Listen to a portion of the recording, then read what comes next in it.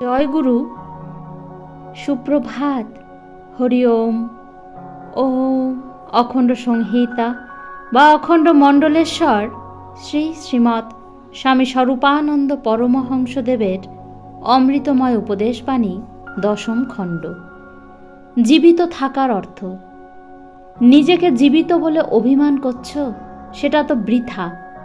কতক্ষণ তুমি ভগবৎ স্মরণ করছ সেইটি আগে বলো। যতক্ষণ তিনি তোমার স্মৃতিতে, ততক্ষণই তুমি জীবিত। যে মুহূর্তে নিজেকে ঈশ্বর বিস্মৃত করলে, তৎক্ষণাৎ তুমি মরলে। শরীরটা 140 বছর বাঁচলেই দীর্ঘায়ু লাভ হলো না। মনটা ওই 140 বছর ভগবানে লেগে থাকলে তোমার অতগুলি দিন বাঁচা হলো। ঈশ্বর বিস্মৃত হয়ে বেঁচে থেকে লাভ নেই, কেবল শরীরের ভার বহন মাত্র। যত অল্পই বাঁচো, বাঁচার মতো বাঁচো, সার্থকভাবে বাঁচো।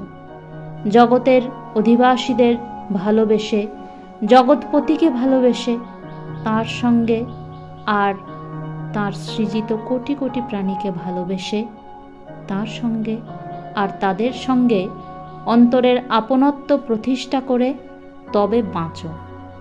কেবল নিঃশ্বাস প্রশ্বাস টানলেই আর ছাড়লেই বাঁচা হয় না।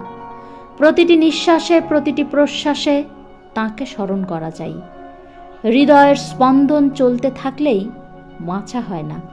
প্রতিটি হৃদস্পন্দনে তাঁকে স্মরণ করা যায়। হাত পা নাড়লেই বাঁচা হয় না।